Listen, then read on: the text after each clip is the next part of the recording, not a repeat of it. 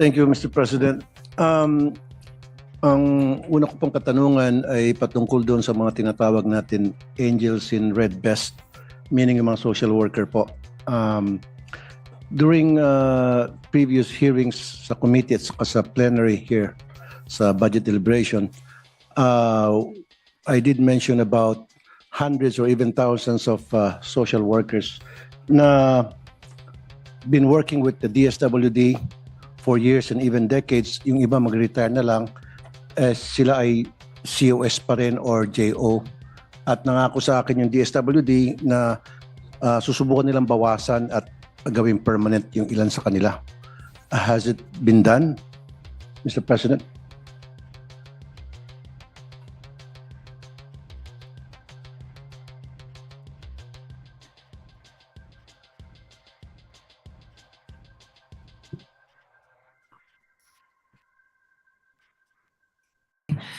Mr. President, according to the Secretary, DBM has provided DSWD with 5,000 plantilla positions, so they are now processing it.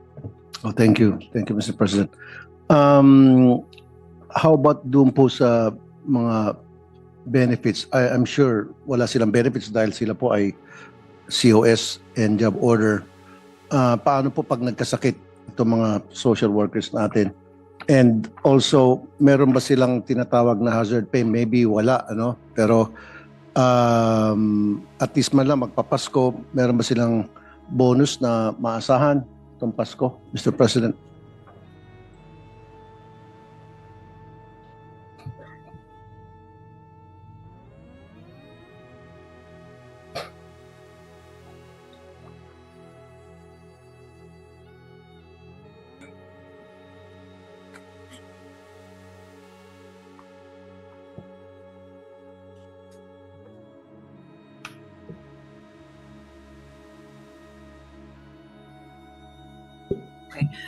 So, Mr. President, of course, when the 5,000 that are regularized, when their papers are processed, then they will get the full extent of the packages provided by law. But in the meantime, those that do not have, those are not that are not regularized, they still give them whatever the law allows them to provide, and that would include the usual 13th month pay, the PhilHealth benefits, and then they also have a premium of 20%, which the law allows them to provide. Okay, thank you, Madam Sponsor and Mr. President. Now, during the last hearing also, I did mention about the transportation na pinoproblema ng mga social worker na nakarating sa akin ng sumbong. Pag sila po ay mamimigay ng AX, nagta-tricycle po sila, bit nilang isang bag na may lamang 5 million, 10 million. Na-address na ho ba yun? Meron na ho bang mga sasakyan, yung mga social worker natin, pag namimigay po sila ng AX? O hanggang ngayon po ay nagta-tricycle pa rin sila?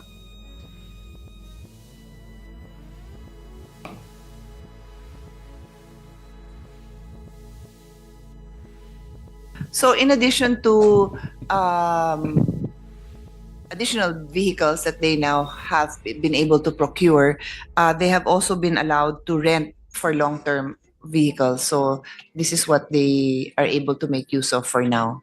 Okay, thank you, Madam Sponsor. So in other words, hindi na tayo makarinig ng mga reklamo mula sa mga social workers natin na namimigay ng AX na sila po ay nagsasakay lang ng tricycle o nag-aangkas, Mr. President, at bit ang bag na may lamang 5 million, for example. Wala nang ganon scenario, Mr. President.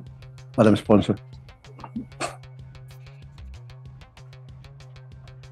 Wala na hong, but dahil pwede na ho silang umupa, hindi na kailangan mag-commute. But I also clarified with the Secretary just now that there are what we call these geographically isolated areas. And pagdating sa ganon, wala talagang sasakyan sa mga lugar na ganon. Wala talaga tayong magagawa doon. Kailangan physically fit talaga ang ating mga pupunta doon dahil yun talaga ho ang terrain ng ating bansa. May ganun ho talagang lugar. Wow, so ibig sabihin, Madam Sponsor, Mr. President, so Dahil walang sasakyan available, maglalakad sila No, I didn't say that, sir. I said may mga lugar, they are Okay. geographically isolated. Mhm. Hindi ho pwedeng pumunta doon ang sasakyan. Okay. Hindi kayang pumunta. Nakarating na ho ako sa mga lugar na gano'n. You have to hike. So, meron ding gano'n. I mean, I guess limited, pero meron. Pero meron. So, pagka gano'n, kahit anong gawin mo, hindi ho, walang sasakyan na makakarating doon. So therefore, mag-hike na lang yung Wala social ho tayong worker. choice. Yun ho talagang trabaho. Maybe that's something na pag-aralan din ng ating secretary because we're talking about millions of pesos na hinahandle nito mga social worker na pupunta ko doon sa mga isolated places. And hindi naman natin masasabi lahat ng lugar sa Pilipinas puro mababait ang mga tao doon at hindi magbabalak ng masama. So kinakailangan siguro pag-isipan natin na wag naman mag-hike. Siguro magmotor or something na may kasama, I don't know.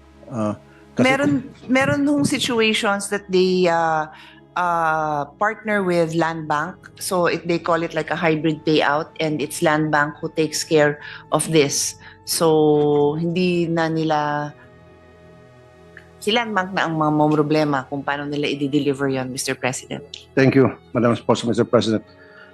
Now, doon po sa 4Ps, I received so many complaints from some people na hindi sila sa 4Ps, although qualified daw sila. And then yung kapitbahay nila na may water refilling station na jeepney operator na pasok sa 4Ps. Samantalang sila na very qualified, hindi raw sila nakakatanggap ng 4Ps. How do we qualify individuals or people or family na mabibigyan ng 4Ps? Who identifies these recipients? Si barangay chairman ba? Si mayor? So, Mr. President, the past years, the list of beneficiaries are based on listahanan. It's fairly outdated, and so there has been a move to have this community-based registry, and that is the one that is more accurate because exactly what the term says, it is community-based. So it is already, the data is already coming in. As I mentioned during the earlier interpellation of Senator Erwin, the data is not yet complete because it is being turned over per community, but that one will be more accurate because similar to the incident that His Honor mentioned, the Secretary and his team is also familiar with that, and so they are expecting that this community-based list will be much more accurate at sana ma-address yung situations that His Honor just brought to our attention. Thank you, Madam Sponsor, Mr. President. Yeah, kasi ang nakarating sa aking mga sumbong ay kadalasan yung mga recipient ay mga kaibigan, kakilala, kamag-anak ni chairman na hindi naman qualified kung tutuusin, hindi qualified kung tutuusin. So, we have to be very careful, Mr. President, sa pag-evaluate whether or not qualified ba talaga o hindi, yung pamilya may bibigyan ng 4Ps kasi naabuso po. Yung iba naman, tumulong kay chairman nung kampanya, ililista ni chairman kahit na hindi qualified. Kumbaga parang bayad utang or something, Mr. President.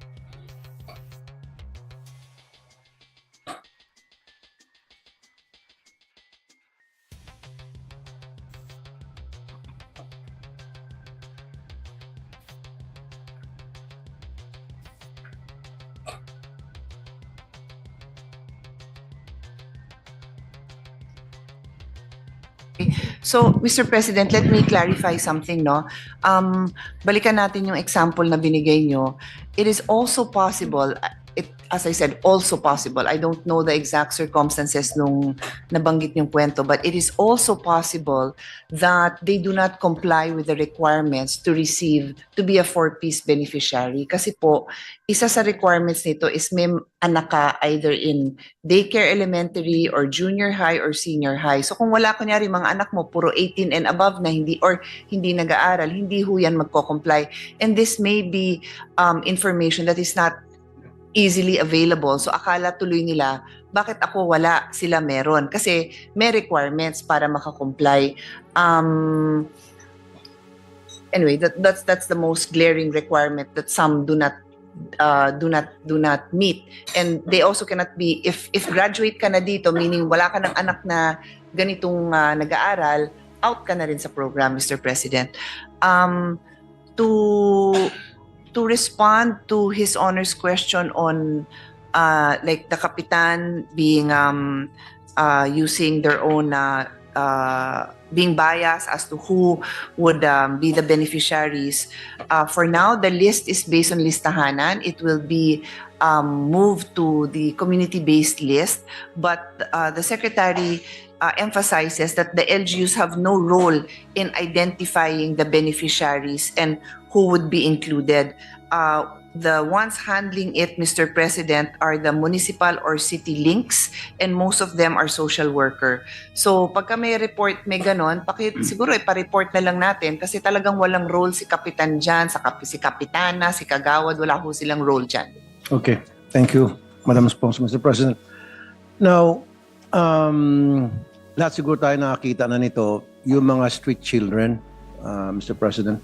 Kung minsan may kita mo dyan sa kalye, buong pamilya, si tatay, si nanay, tapos may dalawang anak, dyan nagluluto sa kalye, mukhang kawawa sila. They are considered as homeless, Mr. President, or street children naman doon sa mga batang hamog, kung tawagin, dyan sa ilalim ng MRT sa EDSA. And I know na meron tayong tinatawag na families and individuals in street situations or FISS. And meron tayong budget dyan at 807 million pesos, Mr. President. How is it being used? So, Mr. President, this is the Pag-abot program. This institutionalizes a platform for an enhanced and unified delivery of services to vulnerable and disadvantaged children, individuals, and families in street situations through provision of social safety nets and protection against risks brought about by poverty. And the component assistance packages are financial assistance, transportation or relocation assistance, transitory shelter assistance, livelihood assistance, employment assistance, psycho-social support, capability building of communities, capacity building of the LGUs, and community assistance. There are also other related assistance packages that may be given as deemed necessary. The thing is, Mr. President, this is a program that requires the consent of the individuals. So some would be open to relocation, to housing, but others are not, and so they return to the streets. 15,000 ay na-profile, sumama sa atin 8,000. Okay. 7,000 na huli na natin sa communities nila. Okay. So 15 yung you reached profile. 8, and then of the 8.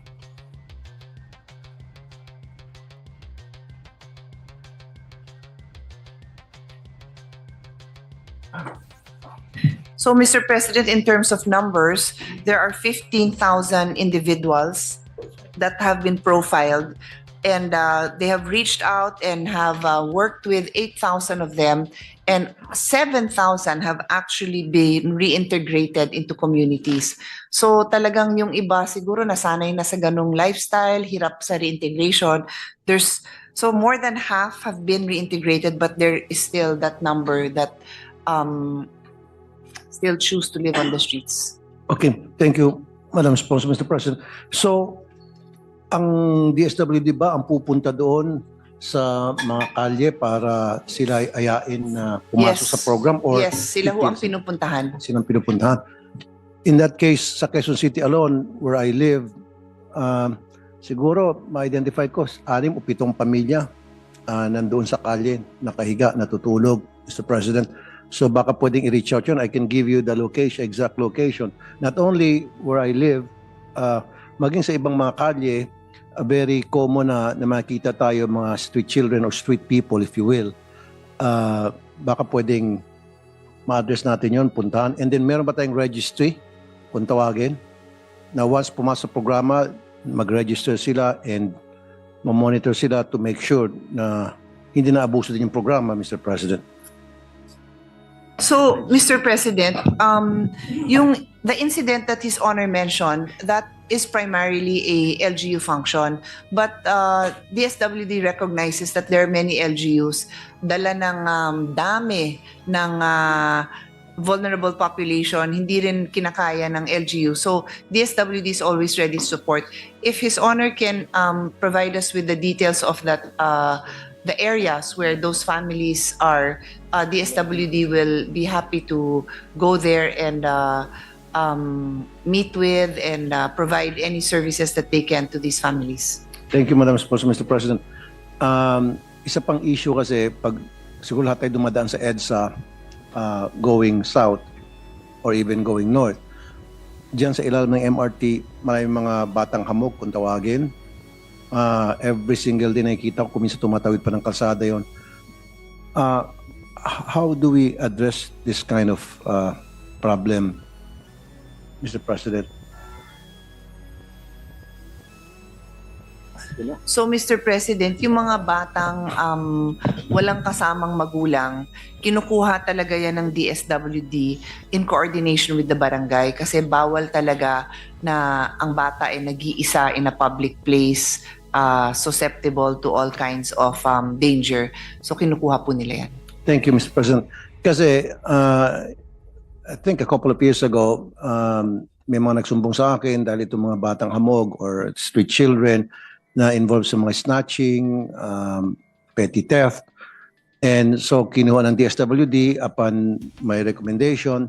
And then a couple of days later, balik naman ulit sila dun sa kalye. How are these the street children na nakukuha ng DSWD, how are they being handled? How are they being processed? Paano yan? Papaliguan lang sila, pakainin ng lugaw, and then pakawalan ulit? Wala bang ginagawang papa-identify kung sino yung magulang mo, saan ka nakatira, and then babalik sa magulang, ipasok sa programang fees, etc. So, Mr. President, the process is they remove the child or children from those areas where they are in danger, these public places where they're loitering around or if ever even engaging in activities that they should not be engaged in. And then they coordinate with the families. And after meeting with the families, also explaining the responsibilities, they return the child to the family. And sadly, those are the situations where then you'll find the child back on the streets because despite working with the families still are not able to provide for the child and either allow the child or even send the child out on the streets. This is just my own intervention, the next statement I'm about to make. And that is also where we have our foster care law because a child that is neglected can be removed, no? But of course, I know it's the mandate of DSWD, all of us. Try mo muna talagang ma-reconcile siya sa family niya. Hindi naman natin talaga basta-basta kinukuha yun. Minsan may kuya lang dyan na nagsisipag, naghahanap ng pagkain. Hindi mo naman tatanggalin yan sa pamilya niya. Pero kung talagang yung sitwasyon neglected na talaga yung bata, then that's the time that you would consider taking it into protective custody and finding a temporary solution away from the family. But I think they don't do that drastically because nga it's not naman our objective to separate a child from their family. Thank you, Madam Sponsor. Thank you, Mr. President. 807 million ang budget last year and then this year or next year another 807 million. Is it being utilized, fully utilized, yung amount na 807 million para doon sa tinatawag na FIS? Or pag-abot program, pag-abot program?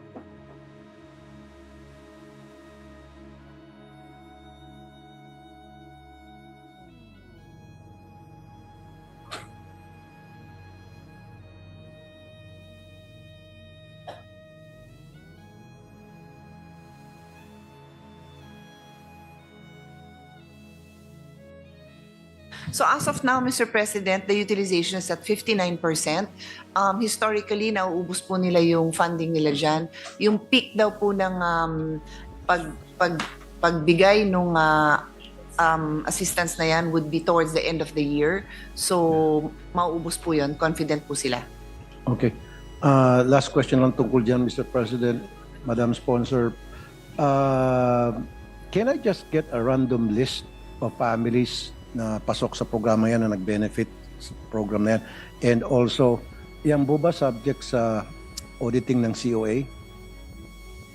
Yes, this is audited and a list will be provided to His Honor. Thank you, Madam President. Mr. President and Madam Sponsor. Ayuda para sa Kapos ang Kita program or AKAP. Maganda itong programa ito kung tutusin. But I received some complaints from people na sinasabi nila they're making a little more than the minimum wage. Pero they're not qualified. Sabi nila, nagbabayad kami ng buwis, pero hindi kami nakikinabang dyan. Hirap din kami, kapos din kami, kung tutusin. So how do we address that? Those kinds of complaints? Specific question? Kung Yung AKAP, ayuda Oo. para sa kapos ang kita. So Yes, yes. the people that are qualified or beneficiaries for this program ay yung mga minimum wage or below. Yes. Right. So yung mga above minimum, hindi sila qualified. Am I right? Let's say yung mga, sabihin natin,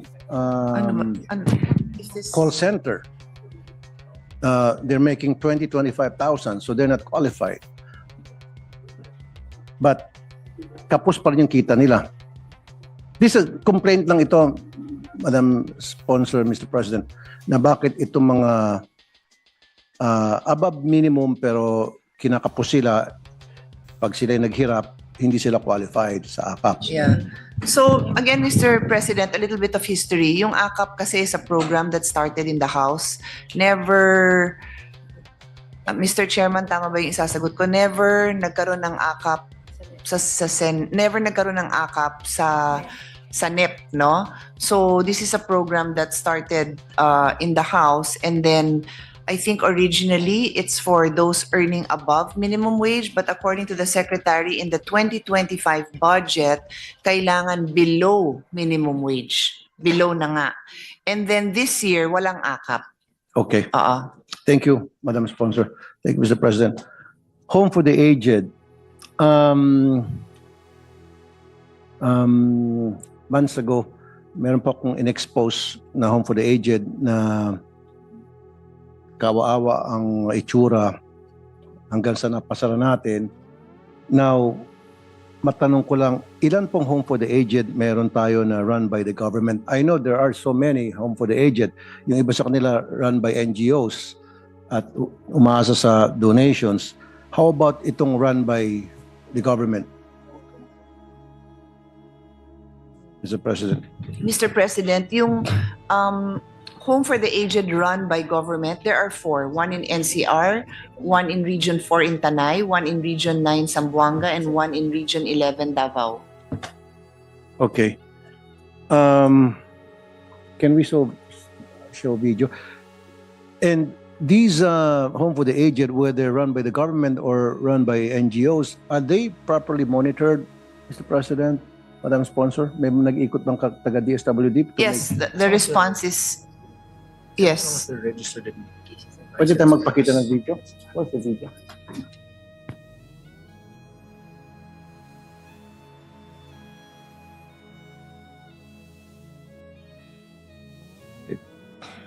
Anyway, wag niyo siguro pakita kung mali-mali mga video. Cut niyo na lang. Mali. Nakatanggap ako ng isang sumbong sa Bukidnon, President, isang nursing home Sponsor, at kalunos-lunos at yung nagtanong-tanong itsura. kami. Marahil aking maraming pong imumungkahi sa inyo na kailangang Ayan. meron That's in Bukidnon.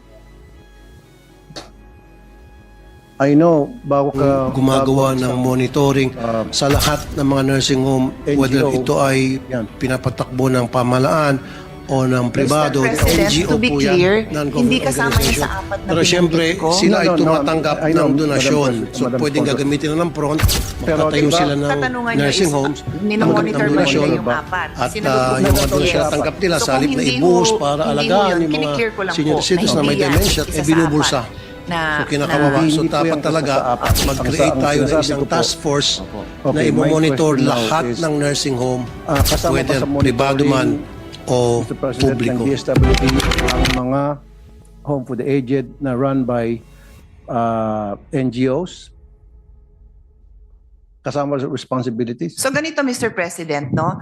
A home, a residential home needs to be accredited for DSWD to be able to monitor them and to ensure that they are complying with the standards. Because for the accreditation itself, there are already obligations on the part of the residential home managers or facility owners to comply with. Pag hindi accredited, di wala hong basis si DSWD to know that they even exist, that they even are not complying with requirements. But when they hear about it, even though it is not accredited, they will go and check because mga kababayan natin ang nandito is for the welfare of those vulnerable citizens who are there. And then in this particular case, I believe that, but please correct me if I'm wrong, but this appears to be the facility in Bukidnon. Pinuntahan ho nila yan at alam talaga, nalaman nga na hindi nga ito accredited. DSWD went there with a multidisciplinary team, social worker, psychometrician, medical doctor, nurse, and even building and fire protection officers to inspect the area and the condition. Their observation were that there were 17 clients, only 7 in the list. Only 7 clients in the list, however, were present. 5 were deceased, 3 were absconded. Apparently, they have a record. And then 3 were reintegrated in their families. The same day, the BFP inspected the facility and found the non-compliance of the requirement. DSD has issued a suspension letter. Thank you. DSWD. So, Mr. President, Madam Sponsor, ibig sabihin, itong mga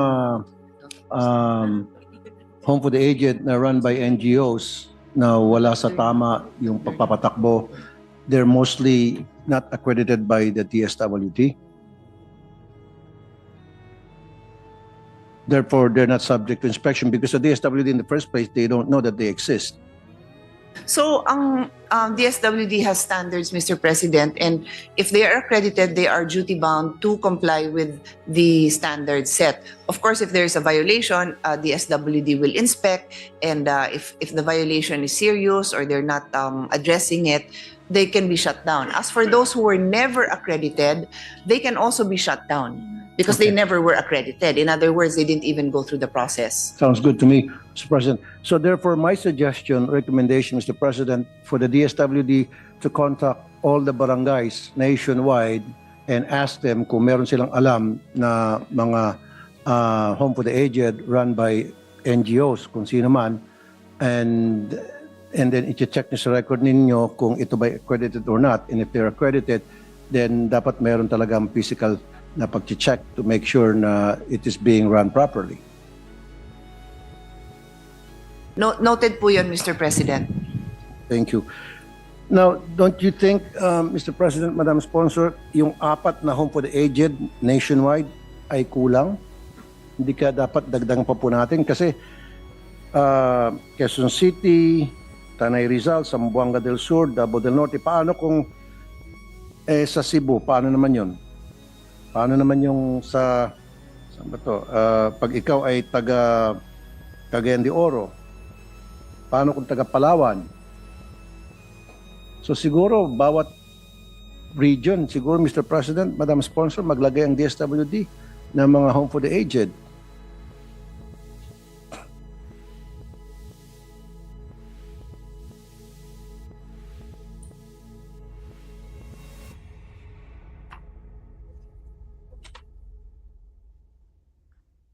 So, Mr. President, the DSWD is mindful that the residential facilities that we currently have are insufficient for the need, and so we have a budget now that will provide for the subsidy to residential care private establishment with valid registration and license to operate, so that the beneficiaries that cannot be accommodated in the government-run facilities can be referred here. It's somehow similar to our gas program, subsidy for education, where we also provide funding for private educational institutions to take on students that would otherwise have been enrolled in public schools. Thank you, Madam Spokes, Mr. President. Let me show you a video of one of the government-run, or picture of government-run home for the aged. I think this is the Graces, kung tawagin. That's it. Medyo maayos naman tingnan, pero meron atang ambulansya dyan na 3 years na hindi nagagamit. So, ayan. There's that ambulance, okay naman, bago pa, wala pang ang plaka, pero hindi nagagamit. Bakit, Mr. President, Madam Sponsor? Sayang naman. Bumili tayo ng ambulansya na hindi naman nagagamit.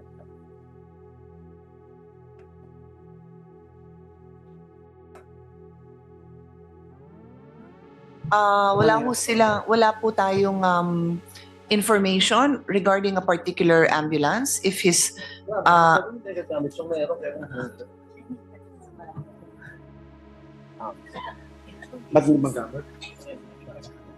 Okay. Brand new, hindi nagagamit. So, nangihiram sila sa barangay. Pero may alam ho ba ng ating kasamahan kung bakit hindi nagagamit? Wala ho bang driver? Wala ho bang gasolina? Ano ho bang, hindi ko ho kayang sagutin yung tanong na yon. Yeah. Thank you, Madam Sponsor, Mr. President. Sira daw po. Sira ang ano? Anong Ang kaya? ambulansya, hindi naman yan. Kasi may MOOE po yan eh. So kung sana mabigyan nyo tayo ng konting impormasyon, madali naman ho natin ma-verify, no?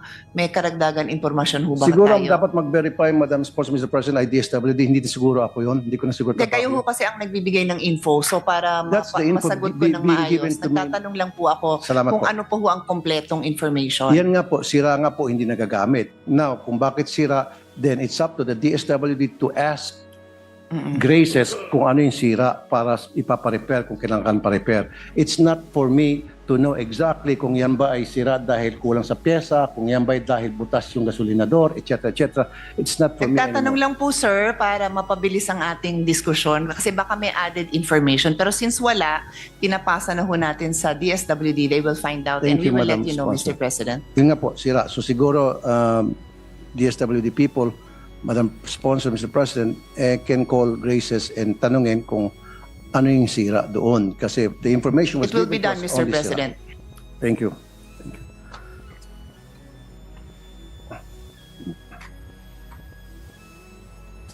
Now, magkano po yung budget per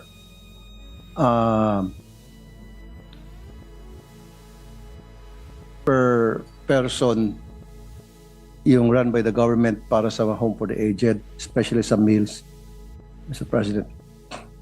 What is the question? How much yung budget per head?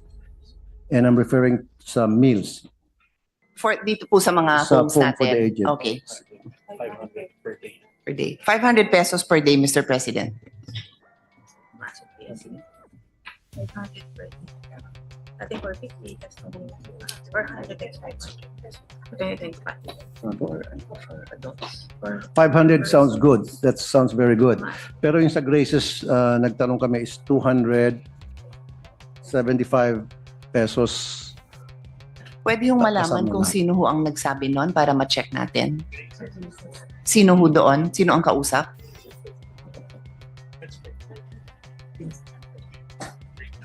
Tama nga. Dapat sabihin is 450. Tama nga. Pero Ano siya? Ano niya?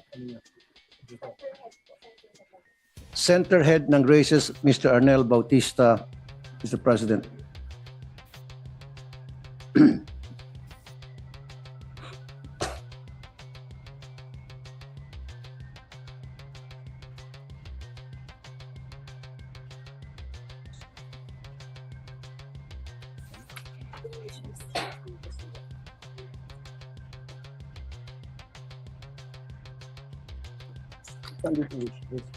Mr. President, this is the latest information we have, that the latest numbers coming from DSWD.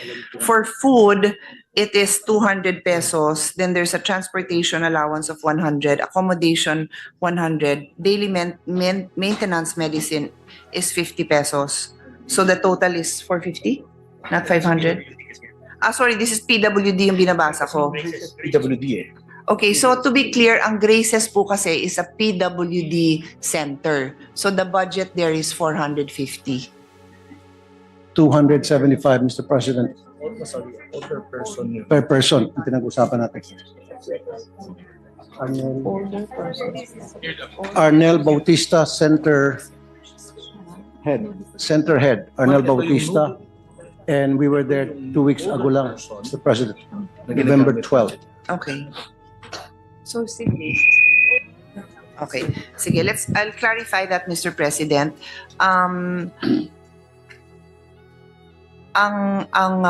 Nandyan po sa Grace ay mga older persons and their budget is 500 pesos. 200 for food, ang non-food nila is 300. So yeah, so that's a total of 500, but they also receive this. Yeah. So no, it's not a breakdown, it's additional. It's additional. That's the breakdown. 85 plus 15 plus 50 is not. This is on top. Ano to? Certain is the fee.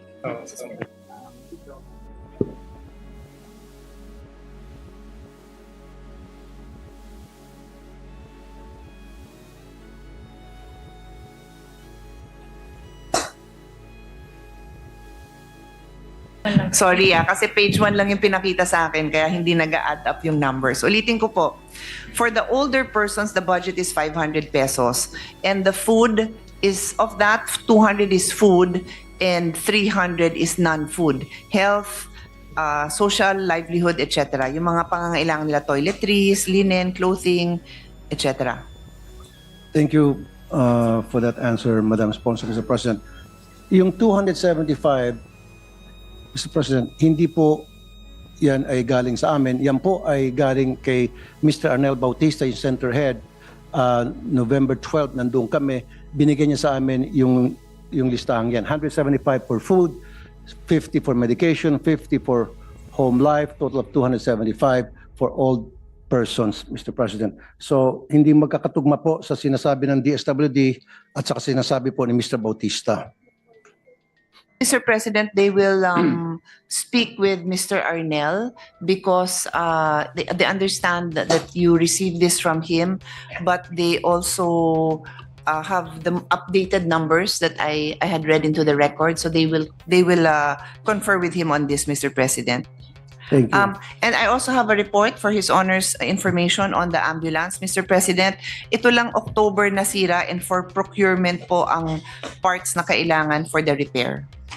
Okay. Well, thank you. I'm not going to argue with on that anymore, Mr. President. But I was informed years na po nakatenga lang. So hindi magkakatugma-tugma. Huwag kang iiling-iling ikaw sa DSWD. Please don't do that to me. Don't you ever do that, please. Huwag kang iiling-iling ikaw. Ayaw kang umiiling-iling ka habang nagsalita ako. That's very disrespectful of you. Anyway, sige, paparepair. Okay na yun kasi nanghihiram tayo sa barangay. Now, meron pong wish list. Isasubmit ko lang siguro kasi marami po siya. Wish list ng Graces. Na kapos daw po sila. Hindi raw po enough yung budget na nakakarating sa kanila. Ibibigay ko lang sa inyo para hindi na tayo humaba pa. Kasi, of course, DSWD will deny this. But Gusto natin makita, Mr. President. Thank you. yeah, we'll give it to you later. Maybe we can ask the page. Pwede pa. Thank you. So maybe yung iba pang mga home for the aged, mabisita siguro ng DSWD para matingnan kung ano mga pangangailangan nila, kung ano yung mga kulang, kung ano yung mga pwede pang maibigay, etc. etc. Kasi kung hindi sila nabibisita, then hindi natin malalaman kung ano yung problema nila. So siguro paying them a visit will be good para ma-address kung ano man yung mga issue doon sa mga home for the aged na yun. And then lastly, sana madagdagan pa ito mga home for the aged natin nationwide. Kulang ata yung 4. So anong nangyari po kasi, meron yung mga run by NGOs and then humingi ng mga donations. Yung iba, accredited or not, ginagawa lang parang racket para kumita. Tapos yun na nga, tulad sa Bukidnon, hingi ng donation and then nagpapatakbo sila ng home for the aged para pagkakitaan. So siguro dagdagan ng DSWD yung home for the aged nationwide. Kulang po ata yung 4 if you ask me. I think siguro bawat region maglagay tayo, Mr. President, Madam Sponsor. Those recommendations are well taken, Mr. President. Thank you. Thank you. Support for children with disabilities, especially to mga children with Down syndrome, cerebral palsy, autism, hearing impairment, visual impairment, speech language disorder, orthopedic, ADHD. Anong klaseng ayuda or program meron po tayo para sa mga children with disabilities, Mr. President, Madam Sponsor?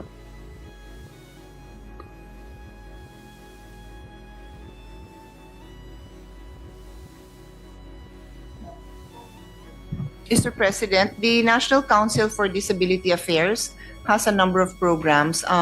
Obviously, it's primarily aimed to support persons with disabilities, to provide them with access to health, education, and employment opportunities. So these services include medical and financial support, assistive devices, and livelihood support. The NCDA also coordinates with other government agencies and private companies to assist persons with disabilities in finding employment, livelihood, transportation, and education. To support this, of course, they need to collect the data, and then they have capacity building, they have advocacy activities, and direct support to persons with disabilities. Thank you, Madam Sponsor.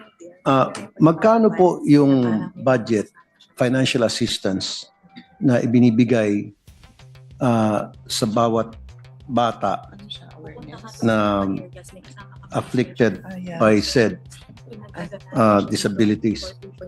Oo. Let's say autism, kasi napakamahal po magastos yung bata na may autism, ang laking gastos dyan. So gusto ko lang malaman per month how much yung ibinibigay. We don't have that kind of program, Mr. President, yung per month. Wala pa tayong ganyang program. What we do have are what we have is the developmental assistance, rehabilitation, empowerment for children with disability caravan. It's called the DARE program, and this is a community-based inclusive development strategy that the intention is to bridge the gaps in accessing developmental assessment for these children with disabilities. So they go to areas and with different professionals to provide these kind of services.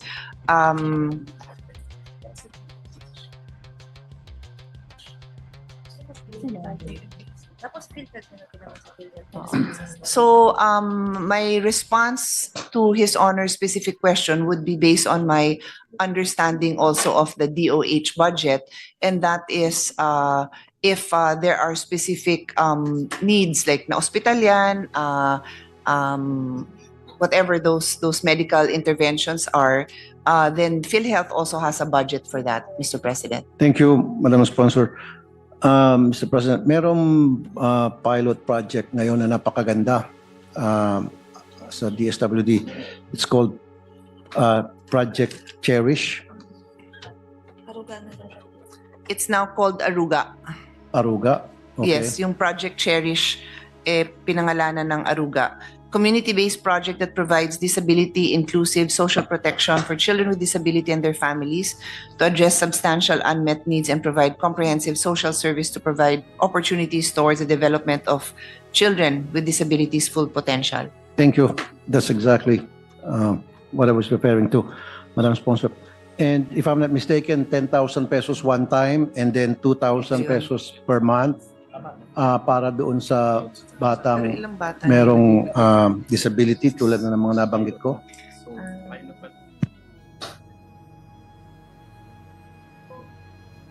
Mr. President, this project is just a pilot project. So when it launches, it will provide. Okay. Or 6 months. It's one time. Yun pa lang so far. Yeah. So far, their budget allows for a one-time 10,000 peso support as a disability allowance, Mr. President. And 2,000 pesos per month ata? Correct me if I'm Hindi wrong. po. Wala. Yun po ay yung 10,000 parang advance na yon nung monthly. So it's a 10,000 one-time amount. Walang 10,000. additional na 2,000 yon. So, kasama na doon. Yes, Mr. President.